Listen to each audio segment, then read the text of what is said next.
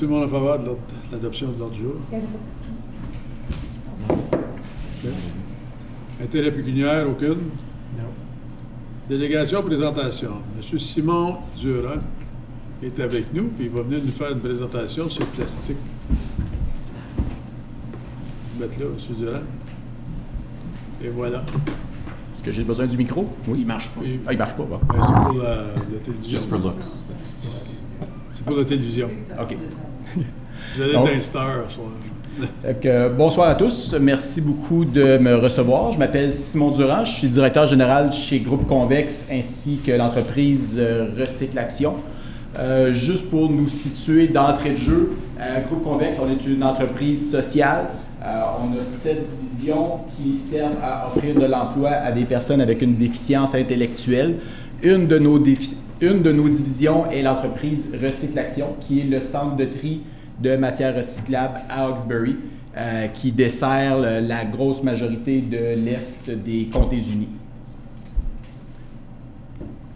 On traite environ, pour l'instant, 4000 tonnes de matière par année. On a également un programme de recyclage de styrofoam, un programme de récupération des produits électroniques.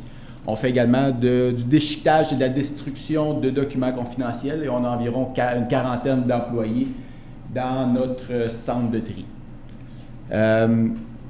Présentement, je suis sûr que l'actualité a déjà un peu planté le décor. Vous êtes sûrement au courant qu'il y a une crise qui dure depuis plusieurs mois maintenant dans l'industrie du recyclage. On assiste vraiment à une fermeture de plusieurs marchés internationaux, une chute drastique du prix des matières sur les marchés. C'est un contexte qui est nord-américain. Une autre particularité importante à savoir, c'est qu'en Ontario, les centres de tri sont régis par des certificats environnementaux. Donc, on n'a pas la possibilité d'accumuler ou de stocker de la matière sur nos sites. Chez Recyclaction, on peut accumuler seulement 200 tonnes on-premises. Donc, avec le flot de produits qui rentrent, on doit toujours vendre et être actif sur les marchés. Et il y a plusieurs centres de tri qui ont commencé à ajuster à la hausse. Là, on a vu certains centres de tri qui chargent des tipping fees, soit à des entreprises privées ou à d'autres municipalités. On a vu des augmentations de taux de l'ordre de 200% dans les 6 derniers mois. Ce qui m'amène à vous parler très brièvement des plastiques. En règle générale, on va diviser les plastiques en 3 catégories. Les plastiques 1 et 2 qui sont souvent des plastiques transparents semblables à les bouteilles d'eau qu'on peut retrouver. Ces plastiques-là ont encore une petite valeur sur le marché. On vient à bout de les traiter, de les recycler et ils sont relativement faciles à manipuler. Les plastiques 3 à 7, plus les plastiques blancs, c'est un plastique rigide comme les bouteilles d'eau de Javel, les copes de yogourt, les petites bouteilles de yacht. Ceux-là, c'est un plastique j'ai une slide sur ça pour la fluctuation des valeurs sur le marché. C'est des plastiques qui sont assez rigides, donc ils doivent être compressés, sinon c'est de l'air très difficile à transporter parce qu'ils n'ont pas de poids, donc c'est relativement dispendieux à manipuler.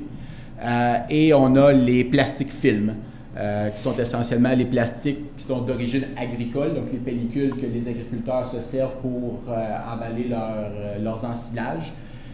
Ainsi que tous les autres plastiques qu'on va retrouver dans souvent le commerce de détail, essentiellement les sacs d'épicerie. La grosse différence entre les deux, c'est que les plastiques dans l'industrie du détail ont de l'encre ou un colorant à l'intérieur, ce qui le rend très difficile à traiter et à recycler. Essentiellement, les plastiques films, pour l'instant, n'ont pas de valeur sur les marchés. C'est même pas une valeur négative, il y a juste personne qui en veut, tout simplement. Les plastiques d'origine agricole, on vient encore à bout de les vendre, mais ils sont utilisés surtout dans des cimenteries comme carburant.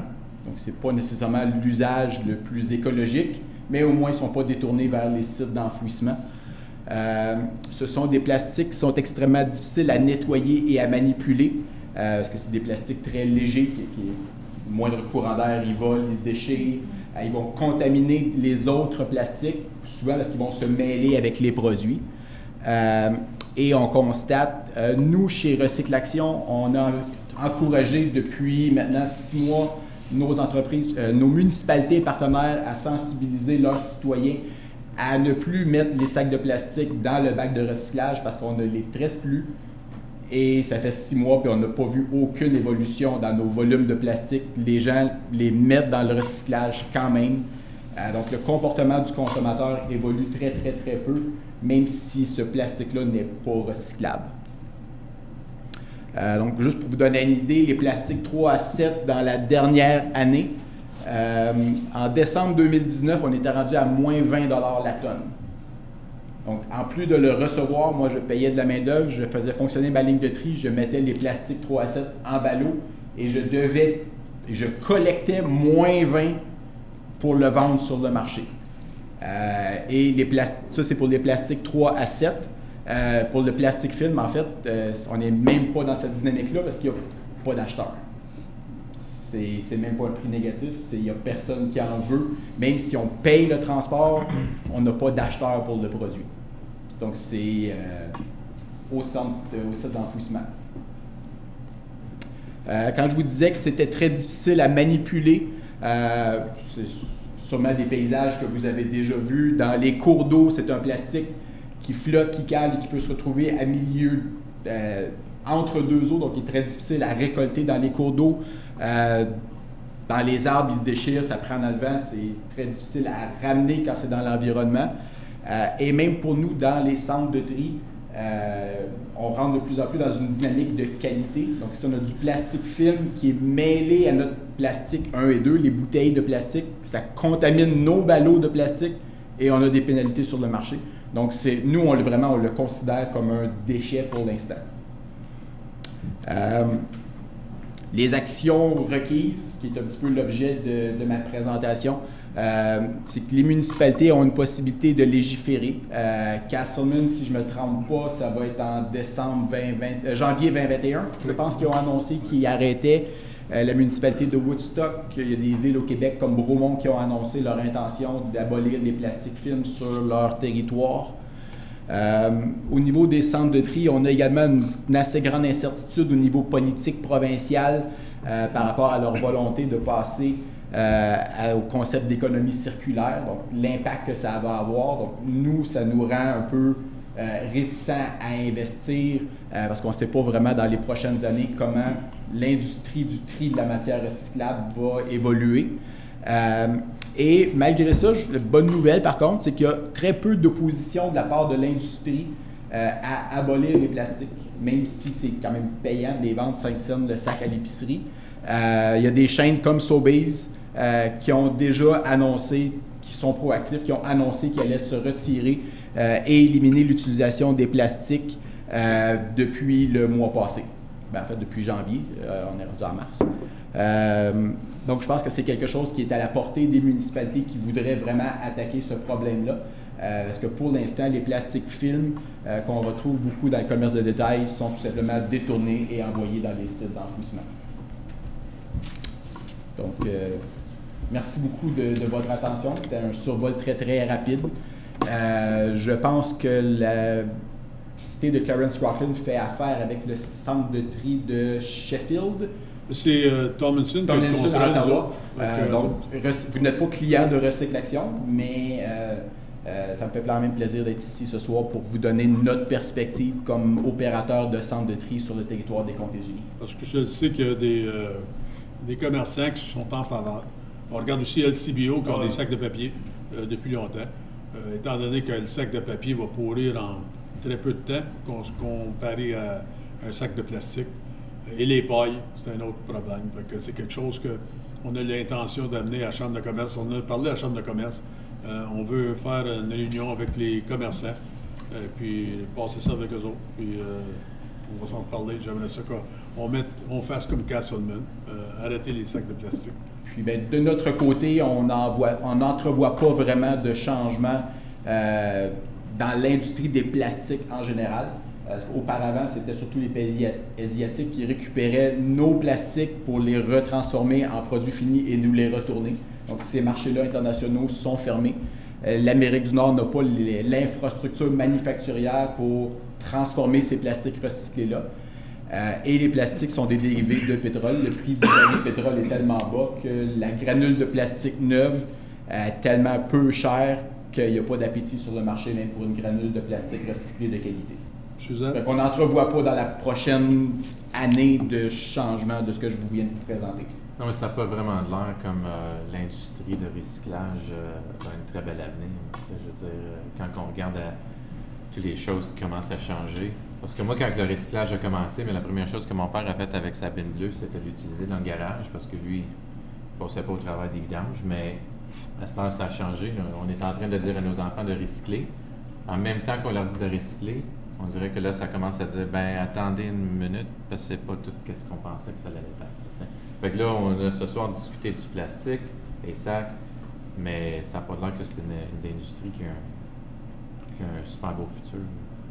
Je pense que c'est une industrie qui a quand même un beau futur, mais c'est une industrie qui a grandi sur des marchés d'exportation. Donc, on a toujours eu l'illusion qu'on recyclait, mais en fait, nos produits, tout simplement, étaient triés et exportés. Donc, l'infrastructure manufacturière pour transformer nos produits recyclés en produits réutilisables est peu présente. Donc, je pense qu'on a de l'innovation à faire. Il y a un bond technologique, mais on doit aller là.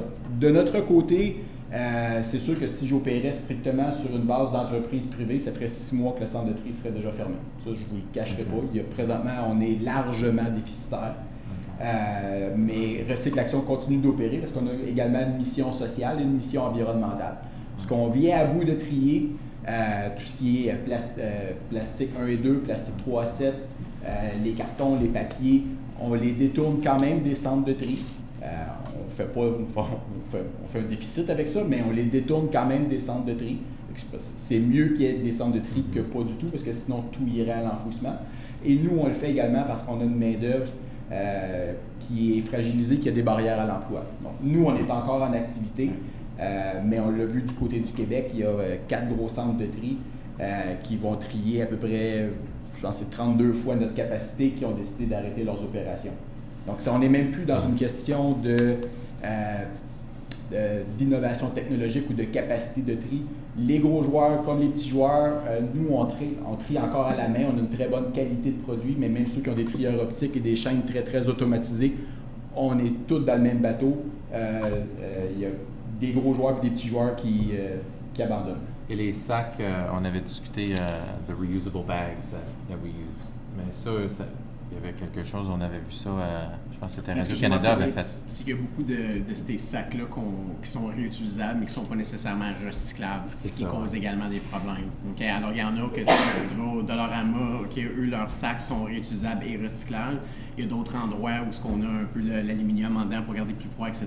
C'est des sacs, à moins que je me trompe, qui sont réutilisables mais non recyclables, qui causent d'autres problèmes aussi. Alors, moi, je pense...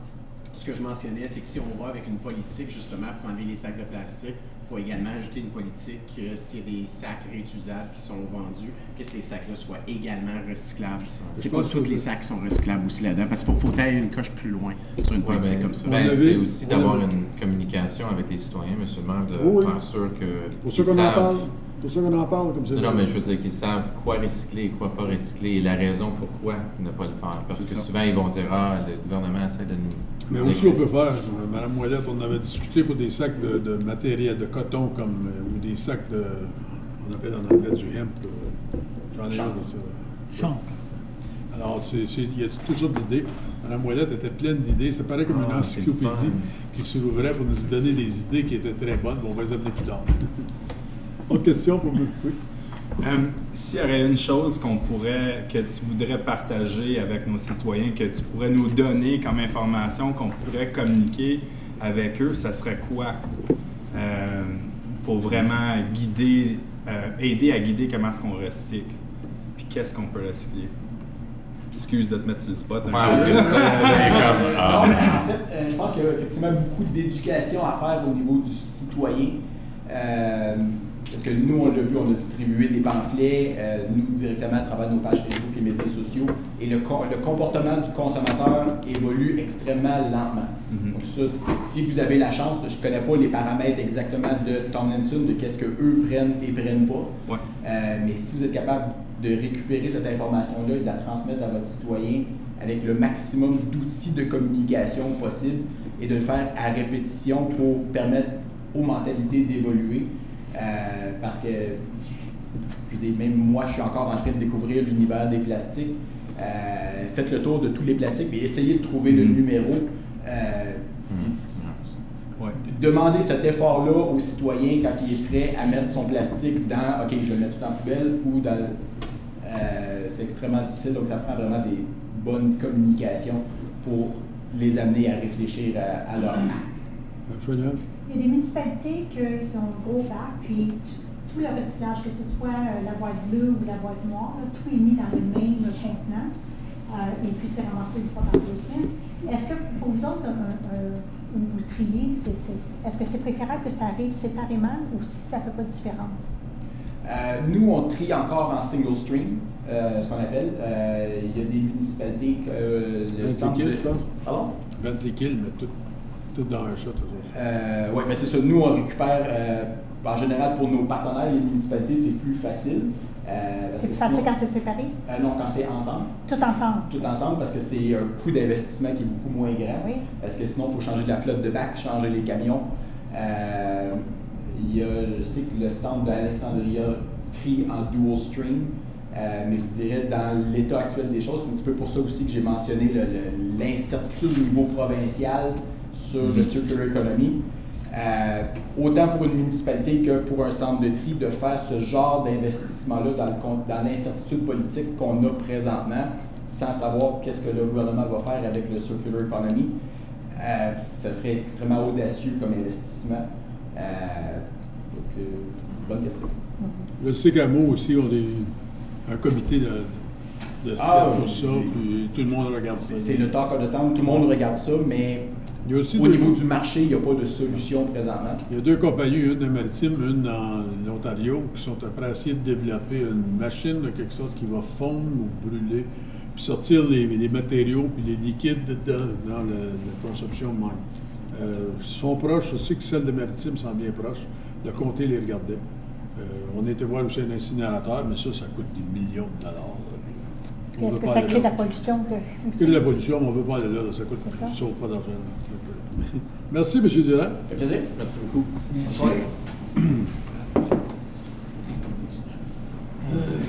Question. Que Dieu de questions. Monsieur le maire, je pense que ça serait peut-être important, quand on renouvellera notre contrat avec Tomlinson, de demander de nous donner des prix pour séparément, si on pouvait tout recycler en même temps, avec des grosses poubelles. Là. Au lieu de faire 2, tu sais, séparément. Ben, on va attendre au prochain contrat, mais que ça arrive. Oui, ben, je vais ça maintenant parce que des fois, il y en branle. Dans le fond, on est rendu à l'extension du contrat, donc c'est un contrat de 5 ans avec des périodes d'extension. Donc, mais comme Monsieur a dû expliquer, le marché il y a beaucoup d'incertitudes, donc même pour l'opérateur, donc on va être obligé de revenir avec le conseil avec une direction, on va faire des recherches de notre côté pour quelle est la meilleure façon de se faire. Mais c'est pour ça, si c'est plus économique de tout le faire ensemble, mais ça serait une façon de sauver. Je pense que c'est une plus grosse discussion que tout ensemble ou séparé. Oui, je sais, mais au moins ça, c'est un des points, donc je pense que ça serait... On va laisser le département regarder ça, puis on reviendra après avec un rapport. Il y a des questions? Il n'y en a pas. Pas. Rapport des Côtes-Unis. On a eu une présentation de Vidéotron la semaine passée. Ils veulent s'élargir, avoir plus. Et ils ont eu de l'argent du fédéral provincial. On a demandé un meilleur service d'eux autres. Dans Forêt-la-Rose, je vais répéter encore, il y a des places qui ont été coupées, surtout dans le Pays Rouge, à cause d'une maladie. Puis c'est une récolte qu'on fait. Puis c'est vendu, c'est là le meilleur prix. Et puis, si on les coupe pas comme c'est là, ils vont mourir quand même. Parce que quand un arbre vient affecté, il affecte 16 pieds alentour de lui, un diamètre de 16 pieds. Donc, le département n'a pas de choix d'aller avec ça. Et puis, il y a d'autres places qu'il y a des coupes qui se font, mais quand les coupes pour laisser de l'air rentrer, il y a seulement que 30 %. Je sais qu'il y en a des gens qui sont pleins à cause qu'ils disaient que les chevreuils étaient pour avoir des places pour aller se coucher. Et c'est seulement que 30 % des arbres qui sont coupés, mais c'est pour donner de l'air et empêcher la maladie de rentrer. Donc, je sais qu'il va y avoir des places que vous allez voir, une journée vous allez passer, il y a une forêt, puis vous allez passer une semaine après, la forêt va être partie. Ils n'ont pas de choix, il faut couper, il faut trier. Puis il ne faut pas oublier que c'est avec cet argent-là qu'ils achètent d'autres terrains pour venir à bout d'agrandir la forêt d'Arros. C'est un sujet, rapport des comités, programmation annuelle de la salle de spectacle. Monsieur Bouchard, je pense que vous voulez avoir ça. Attendu que les services communautaires ont lancé un appel d'offres pour la gestion d'une programmation annuelle de spectacles variés à la salle de spectacle Optimiste, et attendu que le processus d'évaluation a été complété et que les services d'une firme de production ont été retenus, et attendu que les services communautaires ont des préoccupations concernant la possibilité de déficit potentiel en raison de l'incertitude des revenus de vente de billets, et attendu que les services communautaires ne peuvent pas absorber ce déficit potentiel dans son budget opérationnel, que le comité recommande que le conseil municipal s'engage à combler le déficit de la programmation annuelle à la salle de spectacle Optimiste à partir du fonds de prévoyance, s'il y en a un, et que le comité plénier recommande que le conseil municipal autorise les services communautaires de conclure un accord avec Production PB5 pour les services de gestion de 5 spectacles à la salle de spectacle Optimiste, tel que recommandé. Secondé. Suzanne, question. Suzanne? C'est pas vraiment une question, c'est plutôt un commentaire, M. le maire. Je trouve que c'est fantastique qu'on ait probablement une production qui va aider à sortir un peu plus les gens pour leur donner du entertainment, comme on peut dire. Mais malheureusement, à mon opinion, je ne crois pas que c'est la responsabilité de la Ville de faire en sorte de prendre le risque d'une compagnie privée qui fait ces spectacles. Si cette compagnie est si bonne avec ce qu'ils font, ils ne devraient jamais demander à une municipalité de prendre un risque financier. C'est à eux de prendre le risque et non les citoyens pour ceci. Madame Chouanière? Est-ce que le risque, le résultat du risque, c'est en cause qu'il y a quand même la salle Odyssée à Gatineau, qui offre beaucoup de spectacles. Il y a aussi la salle Shankman, complètement à l'est d'Orléans. Est-ce que c'est parce que la clientèle des environs ici vont à ces spectacles-là, alors ils ne participeraient pas nécessairement à ceux qui seraient offerts ici, ou c'est un dédoublement, ou c'est pas de même niveau, les spectacles ne sont pas de même qualité? Je ne sais pas pourquoi, là, parce que je sais que la salle Odyssée, ça fonctionne tout le temps, c'est toujours plein. Là. Tous les spectacles qui sont offerts là, les salles sont toujours pleines. La salle Shankman, c'est la même chose. C'est comme la salle se remplit. Alors pourquoi que cette compagnie-là a l'impression qu'ils ne pourront pas remplir les salles ici? C'est ça que je ne comprends pas. Allez-y, M. Bouchard. Il y a deux choses. Premièrement, pour les membres du conseil, le président propriétaire et personne de PB5 qui est dans la salle ce soir. S'il y a des questions que vous voulez lui poser, on peut l'inviter à aller au podium. Parce que j'ai pas de problème avec ça. Vous venez au podium. C'est venu au podium. Oui. Les choses à regarder, c'est... écoute, je comprends pourquoi que le service a écrit son rapport comme ça. OK, on veut avoir, il y a une inquiétude telle quelle. Ceci dit, moi, je suis un peu déçu de le lire de façon très négative, comme quoi, je le voyais comme ça en termes de... Je peux comprendre qu'il y a un risque, mais l'historique de spectacles d'envergure dans Clarence Rockland, on en a eu 3, les 3 à guichets fermés. On parle d'Éric Lapointe, on parle de Marie-Mé, on parle de Patrick Groux. Ça a été 3 projets qui ont été à guichet fermé. Moi, ce que je veux dire, c'est que la raison que la municipalité doit être là et doit intervenir, bien, c'est parce qu'on vient juste d'embaucher quelqu'un en développement économique. On veut être capable de grandir la place et d'avoir une place qui est reconnue, qui est connue. Et pour répondre à ta question, à votre question, Mme Chouanière, bien, lorsqu'on organise des spectacles, bien, les spectacles qui sont à la salle de l'Odyssée, qui sont au Centre des Arts Shankman, c'est pas les mêmes spectacles qui s'en viennent ici. Tu as des droits de non-compétition aussi qui vont autour, donc les spectacles sont différents. Okay? Alors, de ce que tu vas attirer d'une place puis d'un autre. La salle de l'Odyssée, c'est la ville de Gatineau. Okay? Le Centre des Arts Shankman, c'est Ottawa aussi qui est là. Il y a des raisons pour lesquelles une municipalité veut attirer ces choses-là ici. Fait que je pense qu'il y a un contexte Je pense que le risque, il est minime. Puis au moins, ce qui est mentionné dans le rapport que j'ai mis, c'est qu'on ne considère pas non plus l'impact économique que ces spectacles-là ont aussi pour la région. Fait que je pense qu'il y a ça aussi, le concept de souper, restauration. On parle de faire sortir les gens aussi. On parle d'avoir des gardiens, etc. Il y a une liste de bénéfices qui vient pour une municipalité d'avoir des spectacles d'envergure, puis d'attirer des grands noms, puis de faire parler de nous, puis d'avoir des nouvelles qui sont là en tête. Bon, à soir, on est à ce spectacle-là, qu'on est ici à Clarence Rockland. C'est un peu la même façon qu'au CIH, il y avait une raison pour laquelle on était associé avec Hockey Canada aussi. Oui, mais il faut penser au style de salle qu'on a aussi. Est-ce qu'on a une salle où des artistes viendraient performer? Bien, ils sont déjà on parle d'une salle d'école secondaire. Mais l'affaire est, c'est que vous dites négatif, le service. Non, je comprends pourquoi. Laisse-moi finir. Le service n'a pas donné une attitude négative, ils ont donné des faits. Les faits est que si on ne vend pas les billets, c'est nous qui couvrons une partie du déficit. Oui, mais c'est pas négatif, c'est un fait. Mais en même temps, tu peux choisir de faire tu peux choisir les chiffres que tu veux avoir. Je pense que les estimés qui ont été faits pour les annonces, c'est quand même des chiffres qui sont très réalistes. L'historique va à Rockland que ça se vend à guichet fermé. Je trouve juste que quand j'ai vu le chiffre à avoir les 5 spectacles à 252 billets, je trouve juste que c'est probablement pas réaliste de la situation. Alors, je dis juste que le ton, puis même quand je lis la résolution, je trouve comme on parle beaucoup l'accent sur le risque de perdre de l'argent, le risque de perdre de l'argent, le risque de perdre de l'argent.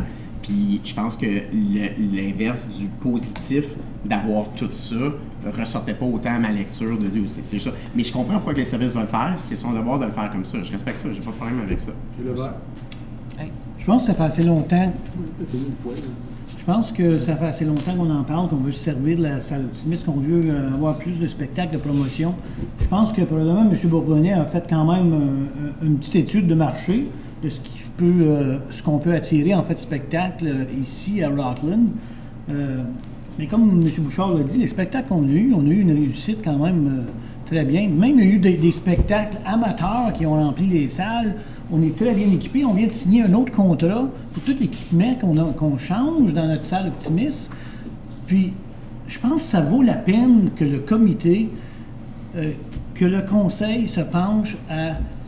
C'est sûr que peut-être il va y avoir un déficit, c'est sûr.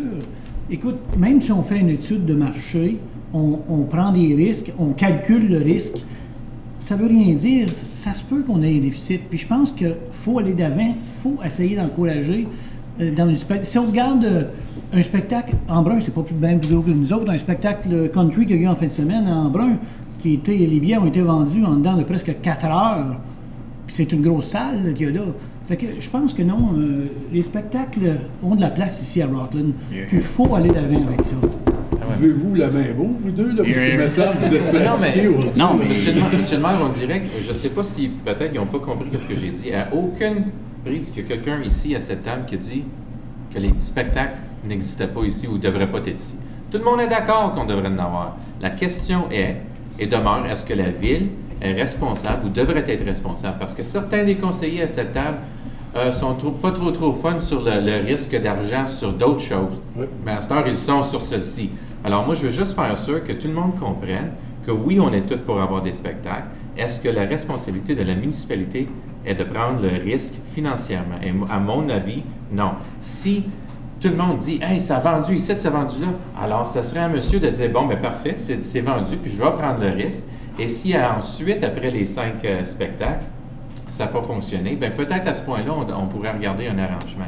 Mais ça ne devrait pas être à nous, dès le début, de prendre le risque financièrement. C'est juste mon avis. Mais j'ai hâte d'aller au spectacle, mais c'est à lui à s'en occuper. L'argent va venir de où, s'il y a un risque? Attendez une minute. Je vous laisse la parole pour dire quelque chose. Parce que je vous vois ça, là. Merci. Écoutez, il n'y a aucun doute que présenter une série de spectacles, oui, il y a un risque. Excusez, oui. Vous juste donner votre nom pour le... Oh, excusez, Patrick Bourbonnais, président production PB5. Merci. Oui, il y a un risque, absolument. Et oui, en tant que municipalité, vous faites un premier pas important d'amener une série professionnelle de spectacles culturels dans votre municipalité. Absolument, chapeau pour ça. Vous disiez tantôt au niveau du succès pour le Shankman. La bonne nouvelle, c'est que c'est moi qui ai ouvert le Shankman avec le MIFO.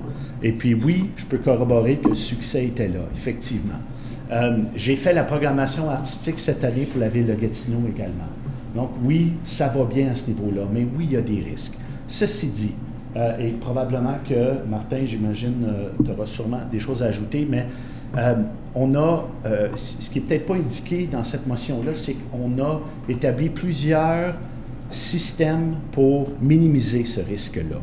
Donc, on a développé la structure de contrat avec les artistes où est-ce que la priorité était de repayer nos dépenses avant. Donc, on a diminué leur cachet d'artistes, on repaye nos dépenses. Une fois que la vente de billets aura permis un profit, c'est à ce moment-là qu'on rentre en partage de profit avec l'artiste. Donc, s'il n'y a pas de profit, l'artiste, son cachet demeure minime à ce niveau-là. Donc, il y a plusieurs solutions pour minimiser le risque qu'on a inséré dans la demande du mandat qu'on a reçu dans la demande de soumission. Aussi, s'il y a profit, dans ce cas-là, on inverse la chose, c'est-à-dire que c'est la municipalité qui reçoit ce profit-là. Ce n'est pas moi, à ce niveau-là. De plus, vous avez la chance, pour la première année, de développer un impact assez considérable pour votre municipalité. Dans ma demande de soumission, je suis allé solliciter des partenaires communautaires pour venir bonifier l'offre de la programmation qu'on a à vous offrir. Et je vous confirme, j'ai eu la nouvelle il y a 10 minutes, 15 minutes à peine, le Club Optimiste embarque, confirme sa commandite de 10 000 $. Donc, à ce moment-là, on se dote de partenaires communautaires qui vont passer le mot, qui vont embarquer dans le momentum. On va bénéficier de vos plateformes web, de vos publicités. On a une stratégie de marketing et de communication qui est bien implantée. On va aller dans les journaux, on va investir dans les journaux, dans les réseaux sociaux, on va mousser Clarence Rockland en général. Donc, l'objectif premier pour l'an 1, on parlait de risque.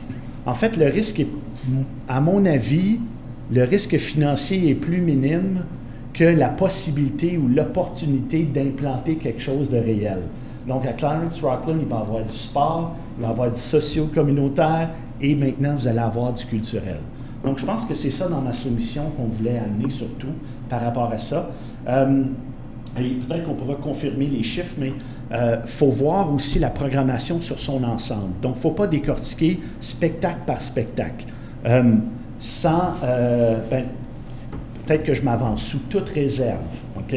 Les spectacles qui sont pas confirmés, sous toute réserve, le mandat est de juin à décembre 2020. Donc, en juin, vous aurez une exclusivité ici à Clarence Rockland, le premier musical franco-ontarien qui s'appelle Vache de Musical. Ça se passe pendant la crise du verglas à Castleman. Castleman le veut, Saint-Bernardin le veut, Saint-Albert le veut. Vous l'avez en premier.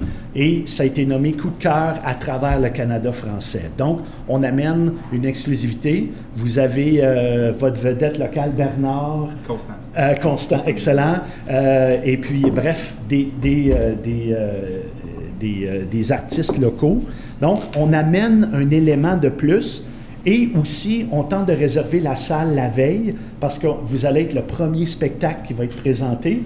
On les fait rentrer pour qu'ils pratiquent monter les décors, pratiquer l'éclairage parce qu'eux partent en tournée au Canada, partout au Canada. Donc, ça, c'est un bonus que la municipalité peut offrir aux artistes. Ensuite, on va avec un humoriste comme Philippe Bond à l'automne. Donc, selon mon expérience, le risque financier est très minime par rapport à ça. Ensuite, on enchaîne avec le dîner de con. Laurent Paquin, René Simard, on est en négociation avec eux. Si ça ne fonctionne pas, on a les Sœurs Boulay. Donc, en termes, encore une fois, de risque artistique ou de risque financier, selon mon expérience, on est en bonne compagnie à ce moment-là. Ensuite, on enchaîne évidemment avec Matt Lang, qui est la vedette country en ce moment au Canada, et en première partie, TB. Donc, je pense que pour la communauté anglophone, on répond à un beau créneau juste là. Et on finit avec un spectacle de Marc Hervieux, Noël.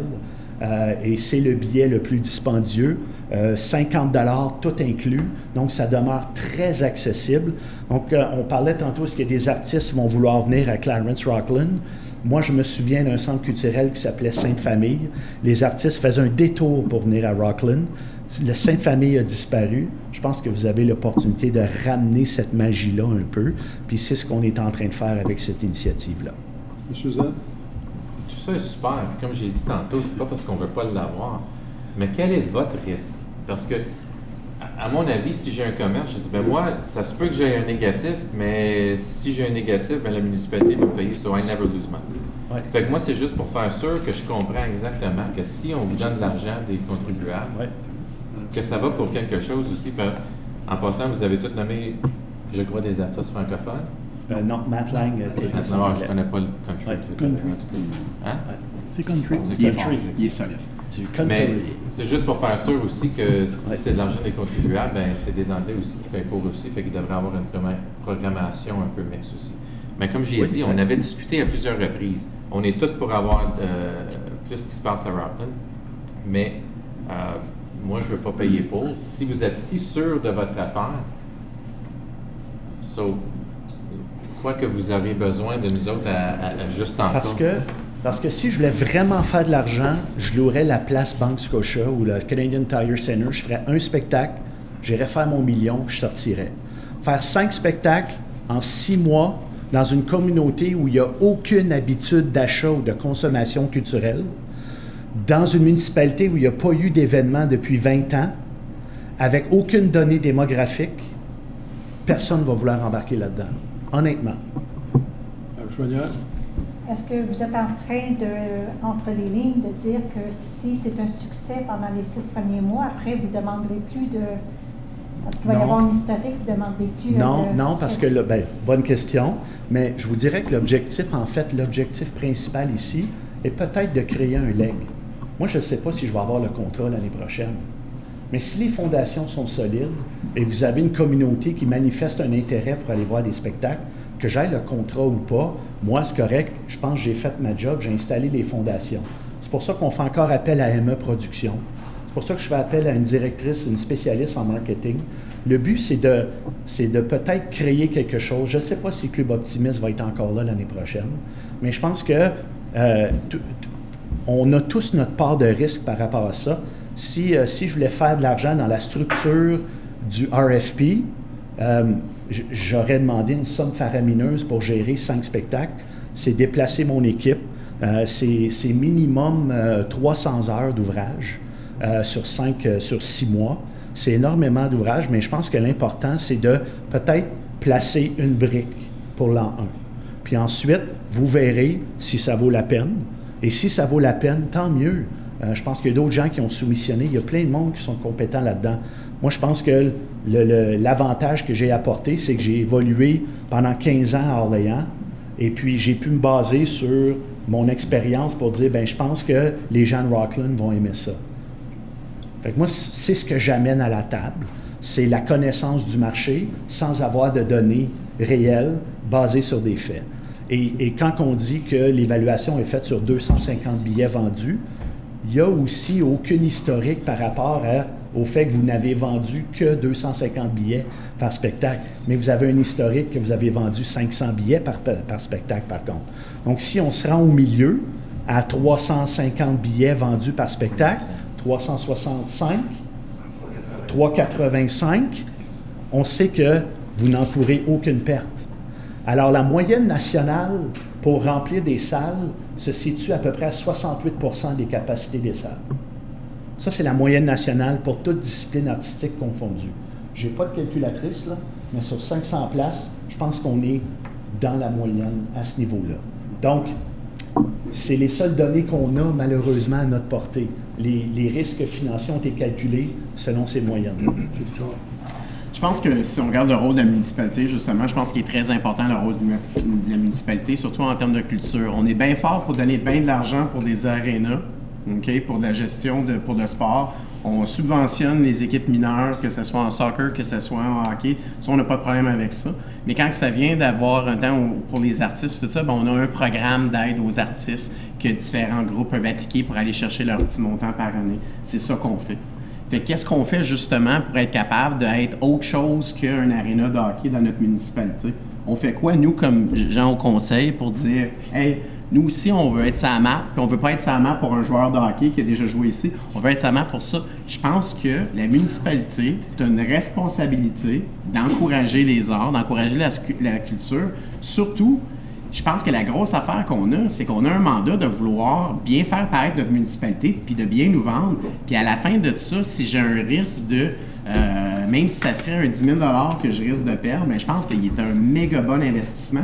Puis ça, c'est sans faire le calcul des retombées économiques de chacun de ces spectacles-là, qui va beaucoup plus au-delà que d'un calcul de 30 000 $ qu'on peut perdre. Donc, moins le risque, personnellement, je comprends, on est pour les shows, M. Jean, je comprends. Le risque de la municipalité de le prendre, je pense que justement, c'est à peu près temps qu'on soit un peu plus leader là-dedans puis dire, regarde, c'est important la culture, c'est important notre municipalité. On veut que les résidents soient fiers d'être ici puis d'être capables de dire à tout le monde, c'est qui le gros monde qui vient ici dans les shows. Fait que moi, je pense que justement, c'est dans notre responsabilité, clairement dans notre mandat. Puis l'art de la culture, je m'excuse bien, dans Clarence Rockland, on est loin derrière encore pour l'encouragement. Monsieur Cardellani. On va vous ramener après. On ne peut pas en prendre deux, un après l'autre. Juste pour clarifier, ce 10 000 $-là de commanditaires que vous avez reçu, est-ce que ça, c'est un top-up pour aider à la programmation, pour avoir plus de qualité, ou est-ce que c'est quelque chose qui peut diminuer? C'est où est-ce que ça se joue? C'est carrément dans le prix qui vous est remis. Fait que moi, j'ai pris une chance en montant ma soumission. Si je vais chercher 10 000, je le mets dans votre cagnotte pour essayer de bonifier et minimiser le risque, encore une fois. Parfait. Oui. Une autre question, c'est quoi qu'on avait approuvé au budget pour ça? Juste pour... C'était 50 000 $, en fait, revenus et 50 000 $ en fait dépenses ont été mandatés d'offrir une programmation annuelle à aucun coût à la municipalité. C'est le mandat qui a été donné par le marqué mensuel. Moi, j'aimerais savoir si la salle répond aux critères que des artistes de calibre sont intéressants, que je paierais 50 $. Est-ce qu'il pourrait y avoir certains artistes qui diraient « votre salle ne rencontre pas ces critères-là ». Alors, est-ce qu'on est limité à un certain niveau de qualité au niveau des spectacles à cause des restrictions de la salle? Je vous rassure, en fait, l'artiste, tout ce qu'il regarde, c'est la grosseur de la scène et combien il y a de lumière dans le plafond. Et à ce moment-là, une firme comme Emma Productions, on reçoit les demandes de l'artiste et c'est à nous de compenser pour rejoindre ces besoins-là. Donc, dans les estimés qu'on a montés, mais si je peux me permettre une parenthèse, le spectacle de Noël de Marc Hervieux, on l'a négocié avec Marc Hervieux et un piano, et non un orchestre complète. Donc, on économise dans les coûts de technique, etc., etc. Donc, on a la même magie à moindre prix. Fait que c'est le genre de négociation qu'on a fait là, pour diminuer ces risques-là. Exemple. M. Levert? Je pense, M. le maire, si on regarde le Festival de la Rivière, on prend un risque chaque année. C'est un festival qui peut mouiller toute la fin de semaine. On ne fait pas nécessairement une grosse tonne d'argent. Mais je pense que avec la salle optimiste, qui pleut, qui neige, qui fasse n'importe quoi, les gens seront au rendez-vous. Parce que quand il fait beau au Festival de la Rivière, on a toujours des superbes spectacles de musique et les gens sont au rendez-vous quand la température est là. Fait que je pense que on n'a pas de problème à... C'est rare, ça l'arrive, M. le maire, mais je vais être d'accord avec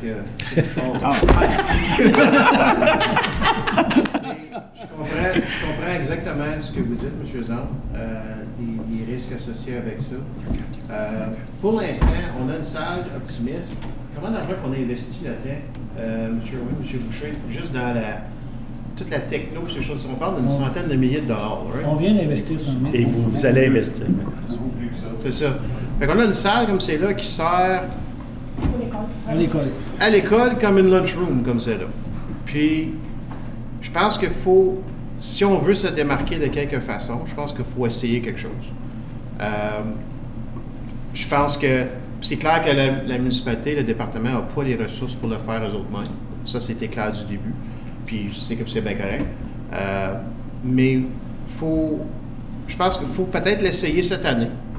Puis essayer de, comme le monsieur a dit, comme justement l'aider avec les annonces, puis ces choses-là, puis pousser. S'il y en a qui ont des doutes à savoir qu'on va remplir la salle ou pas, le carnaval à Clarence, qui est organisé par le Club Lyon, on a un show de qualité le samedi soir. On refuse des gens à l'entrée parce qu'il n'y a pas de place à l'aréna pour mettre tout ce monde-là. Puis les tickets se vendent à 70$, 75$, puis même 80$ pour le spectacle. Puis ça, c'est à Clarence Creek. C'est pas Rockland, ça n'englobe pas tout le reste. Je pense que, oui, c'est un risque, mais je pense que si on veut, tous nos rapports, nos communications qu'on a avec nos résidents disent qu'il faut faire quelque chose, mais on ne sait jamais quoi. Je pense que là, on l'essaye. Si ça ne marche pas, mais regarde, l'année prochaine, on va faire quelque chose d'autre. C'est avec peine et misère que je dois aller plus loin et dire que je suis d'accord avec M. Bouchard et M. Lalonde. Les deux le même soir. Mon Dieu, c'est une pleine lune dehors. C'est filmé, M. le maire. Mais l'affaire, c'est que notre département n'a pas la main-d'œuvre pour s'occuper de ça. Vous avez le professionnel, vous, pour s'en occuper. Puis comme M. Lalonde a dit, il faut prendre une chance en quelque part, commencer la première année. Moi, je suis d'accord là-dessus. En culture, il faut aller un peu plus loin. C'est important. Madame Chouanière. Est-ce qu'on a une entente avec l'école d'escale qui peuvent utiliser la salle certains temps? Parce que s'ils ont déjà des spectacles qui viennent en conflit, qui a priorité à ce moment-là? Donc, M. le maire, la salle de spectacle optimiste, elle est gérée par la municipalité en soirée et en fin de semaine. Donc, la Clarence Rockland a priorité sur l'utilisation de la salle en soirée et en fin de semaine. Puis, est-ce que des pièces de théâtre sont possibles? Oui, absolument. C'est une plateforme qui permet de ce genre d'activité? Oui, absolument. Votre scène est assez grande. Et puis, à ce moment-là, pour un grand montage technique, on ferait le spectacle le samedi. Donc, on aurait toute la journée à ce moment-là, ce qui est amplement de temps pour offrir. Parce que souvent, ils veulent s'installer pour 3 soirs, 2 soirs. C'est ça. Donc, ils veulent avoir 2 soirées de spectacle. Oui. Alors, si on veut bien rêver dans les années futures à ajouter des supplémentaires après supplémentaires, je suis avec vous à 100%. Mais moi, je vais voir 5 à 8 pièces de théâtre par année. Exact. Partout, là. Exact. J'aime ça. On va commencer par de la musique, Mme Non, mais c'est parce que... Mais en fait, il y a de tout. Non, mais c'est parce de la musique. Moi, je suis venu cette année pour faire Non, des mais pièces de c'est parce théâtre. Je suis trop bouqué comme c'est là. Mais Jardin, la raison pourquoi je dis ça, c'est qu'on a une population vieillissante. Alors, souvent, des pièces de théâtre, il y a plus d'adaptes pour des pièces de théâtre que des chanteurs. Je pense que les chanteurs qu'on a nommés, si on vient Oui, aussi, mais Autre question? Oui. Une dernière question, M. le maire. Promesse, ça? Oui. Juste dans notre le rapport qui a été fait à l'impact financier, on parle de monétaire et matériaux. J'aimerais juste avoir un peu d'explication parce qu'on pourrait prévoir un déficit de 29 000, au-delà de 29 000. On veut dire quoi en fait de matériaux? Pourquoi on dit monétaire et matériaux? Mais tout dépend parce qu'il n'y a pas de contrat signé avec le professeur de spectacle. Donc, tout dépend de quel artiste qui est réservé. Il faudra peut-être des matériaux supplémentaires, vu que l'équipement de la salle de spectacle n'est pas remplacé encore. Donc, s'il nécessite des équipements pour, disons, un big band ou quelque chose de même, il y aura des frais supplémentaires de location d'équipement. OK, mais cet impact financier-là, c'est pour l'ensemble des 5 spectacles ou pour chaque spectacle? L'ensemble. Parfait, merci. Autre question? L'argent sort de où, monsieur? C'est marqué. Contingence. Contingence, Monsieur Desnoyers. Présentement, la façon que la soumission est montée, on ne prévoit pas nécessairement un déficit. Par contre, s'il y avait un déficit, et c'est ce qui est mentionné dans le rapport, ça sortirait du fonds de prévoyance. Puis annuellement, il y a un montant de 50 000 qui est budgété dans ce moment. C'est bon. OK. Merci, M. Bourbonnet. C'est à vous. Merci. On se veut pas. Tout le monde est d'accord. Tout le monde en faveur? Tout le monde est d'accord, mais c'est le risque. C'est ça. Qu'on soit rassuré sur le risque. Montant discrétionnaire. Monsieur Lalonde. Vous avez Oui.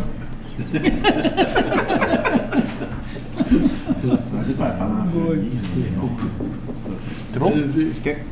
Attendu que la cité de Clarence Rockland a reçu une somme de 10 000 de la part des comtés unis de Prescott Russell pour couvrir certains coûts d'activités culturelles et récréatives municipales, que le comité plénier recommande au conseil municipal d'accepter que le montant de 10 000 soit octroyé de la façon suivante. 5 000 au festival de la rivière des Outaouais, 3 000 à la Fête du Canada, 1 000 à des activités artistiques telles que des expositions d'œuvres d'art au complexe récréatif et culturel de la cité de Clarence Rockland et 1 000 aux Jeux des aînés de la cité Clarence Rockland tels que recommandés. Secondé. Question? Tout le monde en faveur? Merci. Amendement au règlement de contrôle des plans d'implantation. Monsieur Cavalli.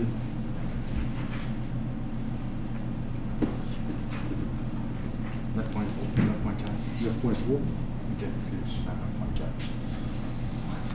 Whereas council wishes to encourage small-scale residential infield development, intensification, and redevelopment within the urban area and villages, and whereas 3-unit dwellings have effectively been discouraged as a result of site plan control bylaw, which also allows residential development of 2 units or fewer to be exempt from site plan control, and whereas recent changes to provincial policy regarding second units have had the effect of rendering it positive to have 3 or 4 units on a single lot without the construction being subject to a site plan control. That the Committee of the Whole recommends Council adopt a bylaw modifying bylaw 2018-22, the site plan control area bylaw, in order to exempt 3-unit dwellings, townhouses with 3 dwelling units, and bed and breakfast with 3 or fewer lodging units from site plan control. Secondé. Suzanne, question. J'aimerais juste mentionner, quand on lit les résolutions, c'est toujours mieux de les lire en français parce que si on le dit en anglais, c'est pas traduit en français sur la télé. Mais moi, je représente les francophones. Les francophones. Okay, parce je que vais lire les deux quand c'est le temps. Fait, quand j'en lis deux, j'en lis un en français et un en anglais. C'est ça, juste comme ça, les conscients que la traduction n'est pas là pour les francophones, alors ils ne peuvent pas. Une question, c'est traduit au complet. Non, j'ai juste rappelé ça. Question? Non. Tout le monde en faveur? Oui. Merci. 9.4. Suzanne?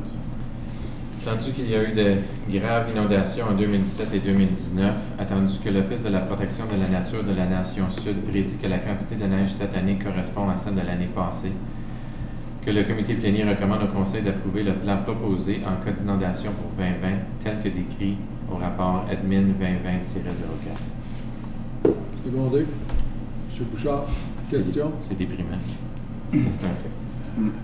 L'affaire est, il faut savoir aussi si la province va continuer à payer du fonds de désastre. On n'a pas eu de chèque encore pour l'année passée. Mais est-ce que j'ai l'intention de faire des téléphones pour savoir est-ce qu'on va aller de l'avant ou si en quelque part la province va dire on a assez, on ne paye plus. Si ça arrive, nous autres aussi, il faut faire des coupures en quelque part. Il va falloir faire des changements. Ça n'est pas à tirer de ça. Parce qu'on ne peut pas se permettre de payer au-dessus d'1 million, comme ça a coûté la dernière fois. Les gens vont être obligés de commencer à soit lever leur maison, comme il y en a qui ont fait. Je pense qu'on a fait notre part. On a éliminé les permis de bâtir, les permis pour démolir, les permis même pour aller au dépotoir. Puis quand j'avais eu la réunion à Ottawa, j'avais demandé de donner 50 000 aux résidents qui en ont besoin pour lever leur maison. Comme on dirait en anglais, one-shot deal. Et puis de cette manière-là, s'ils n'ont pas la maison, mais après ça, ils sont responsables. Mais ça n'a pas passé.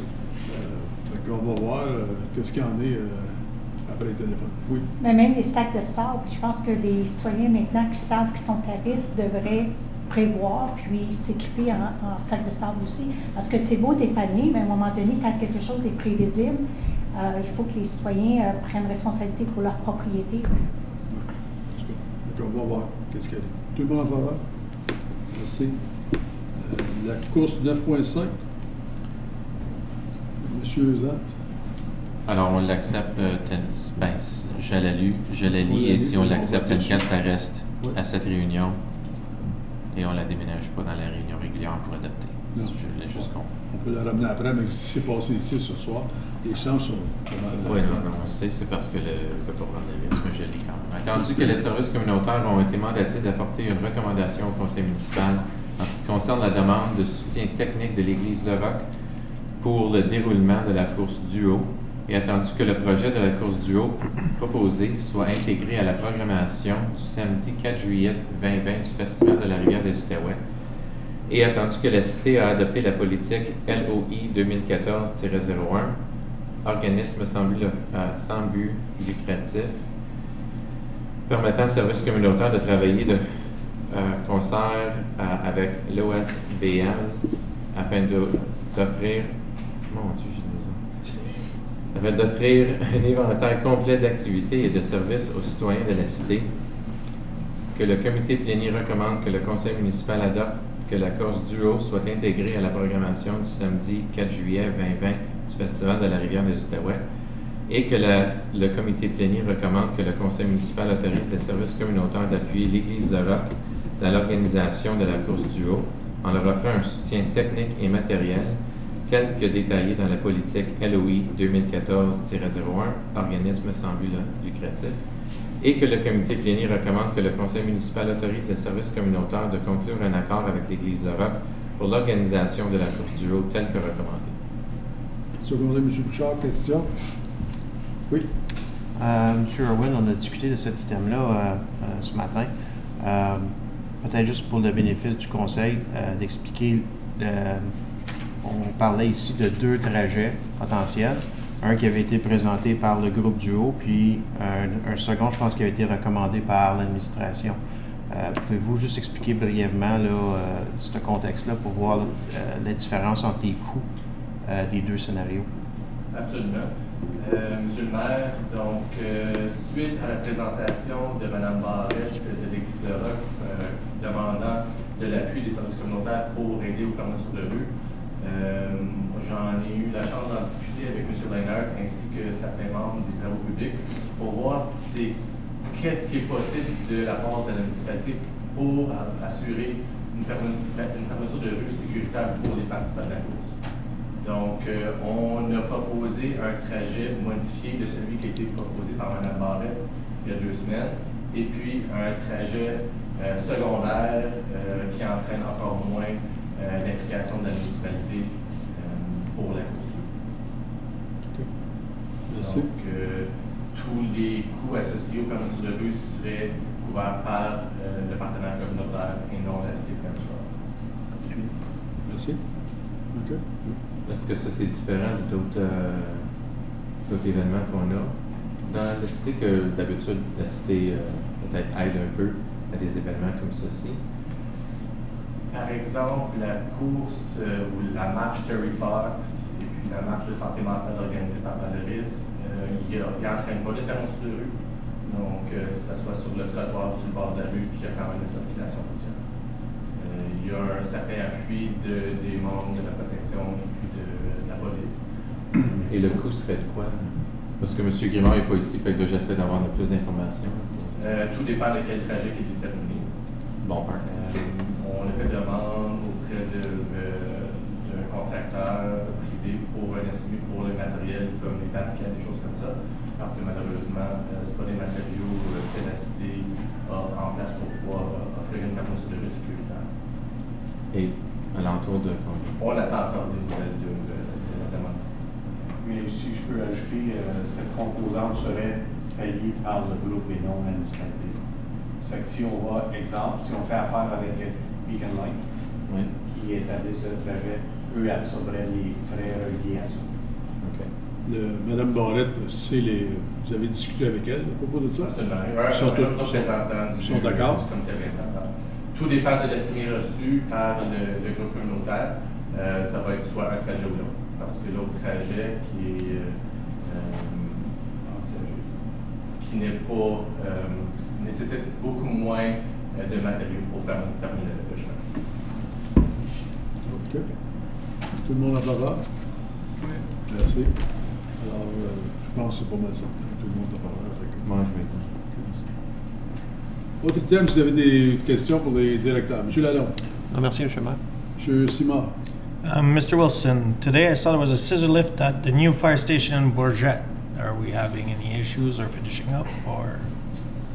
The issue in Bourget was the general contractor had not yet installed the ice guards on it. As you know, we've been rocking with that ice overhang now as a result of the winter accumulation on the roof. It became a health and safety concern, and ESCO is down there working to resolve that and get the ice dams installed on the roof. Okay. Another question for you. The lights on the fire station in Bourget again for the CRFD logo, when is that going to be installed?